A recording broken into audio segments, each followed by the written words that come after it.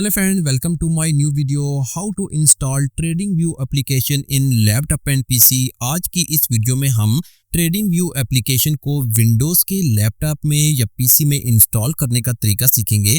अगर आप TradingView app को डेस्कटॉप वर्जन में यूज़ करना चाहते हैं तो चलिए देखते हैं कि हम किस तरह से इंस्टॉल कर सकते हैं। आपने ब्राउज़र ओपन करना है, TradingView सर्च करना है और TradingView की जो ऑफिशियल वेबसाइट है वो आपने ओपन कर लेनी है। ओपन करने के बाद आपने यहाँ पर सबसे नीचे की तरफ जाना है और यहाँ पर आपको ऐप्स का ऑप्शन नजर आ जाएगा और यहाँ पर आपने डेस्कटॉप ऑप्शन जो है वो आपने सिलेक्ट करना है। जैसे कि मैं यहाँ पर डेस्कटॉप पर क्लिक करता हूँ तो यहाँ पर देख सकते हैं फॉर विंडोज़ का डाउनलोड का ऑप्शन दिया गया है, आपने यहाँ पर क्लिक करना है तो TradingView एप्लीकेशन जो होगी वो आपके सामने इस तरह से डाउनलोड होना स्टार्ट हो जाएगी। 129 MB की फाइल होगी जो आपने डाउनलोड करनी है।